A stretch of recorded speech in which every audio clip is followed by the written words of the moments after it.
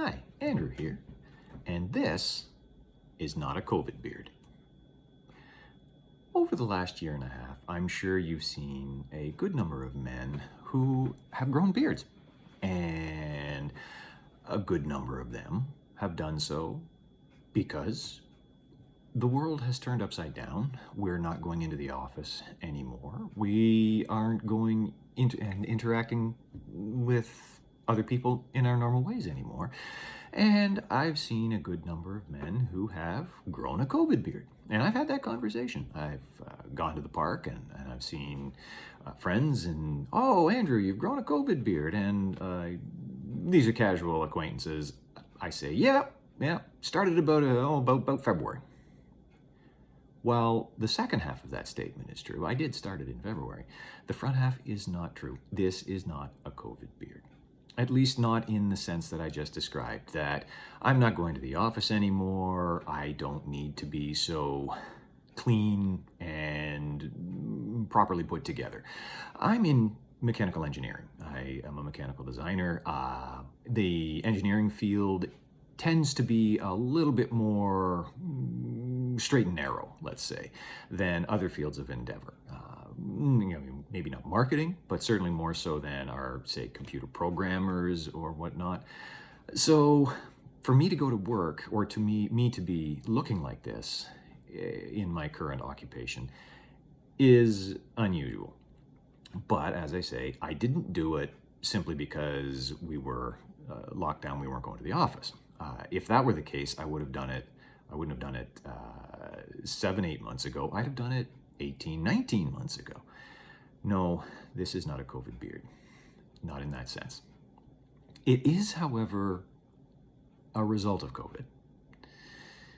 When this began, I was in the worst struggle with my depression that I've had in over a decade. One of the worst ones I've ever had in my life. I was mentally closing down. My personal hygiene was slipping. I wasn't taking pride in my appearance. I wasn't eating well. My sleep had gotten not very good.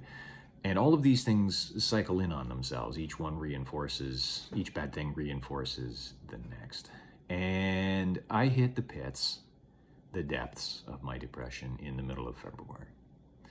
I struggled my way out of it. I discovered the most powerful technique I have ever discovered for dealing with it. But that's beyond the subject of today's video. We will get to it, make no mistake. I will give you the technique I used to get me out of the depths of despair another time. But what happened after I had crawled out of that? I literally, when my brain was functioning again clearly, I looked at myself in the mirror, and for the first time in a long time, I had a beard. It had been long enough that it wasn't a little bit of scruff, it wasn't pardon me, it wasn't a few days unshaven. I had a beard. And I decided then and there to keep it. Why? Control. I had spiraled out of control. I felt there was nothing in my life that I actually had control over. And even the things that I am supposed to have control over, like my job, I had lost control. I was doing my job to the best that I could at that time, but it was absolutely not up to standards, and I was slipping.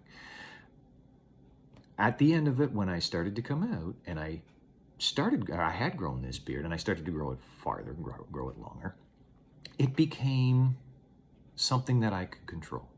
In a world gone mad, in a world where I otherwise had no control. Doing that, making that change, gave me some small thing to hold on to. And having that some small thing to hold on to, this alteration of my appearance. And if you don't think this is an alteration of my appearance, look up and to your left.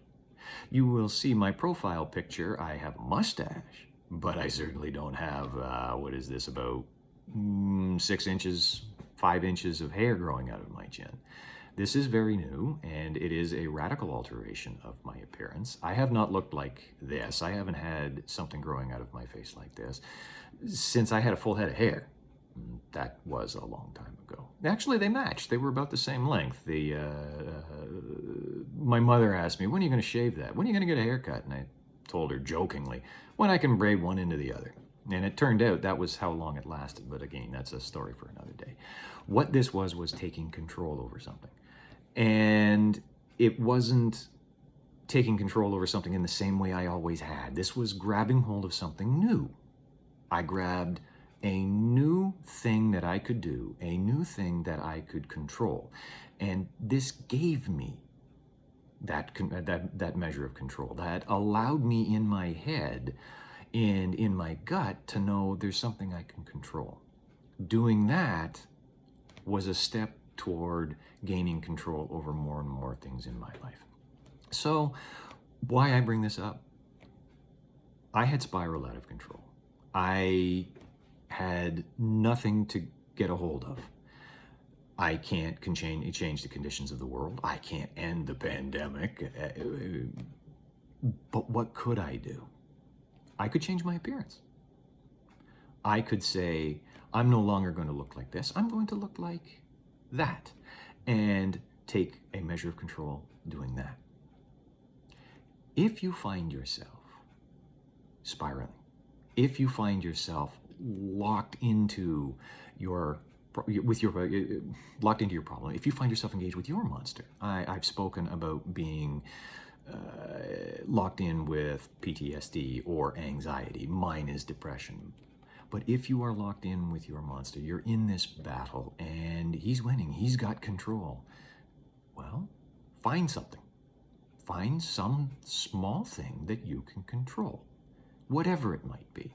With me, as I say, I've said repeatedly, it was just growing a great big long goatee, and choosing that alteration of my appearance gave me something to hold on to.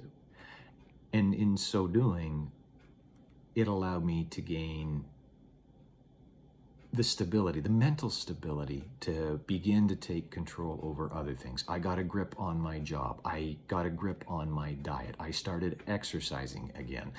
I started sleeping better.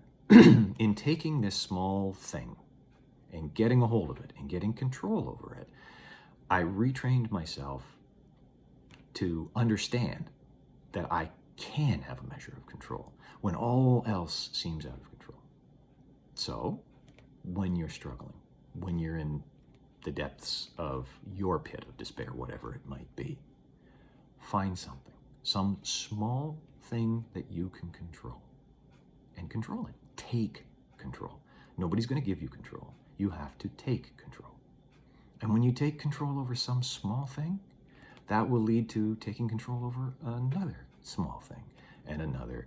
And you will find yourself getting better, a little bit better, day on day, until once again, the monster has been chased back into his corner, where he belongs, so that you have control. Something that's worked for me, maybe it can work for you. Give it a try. What's the worst that can happen?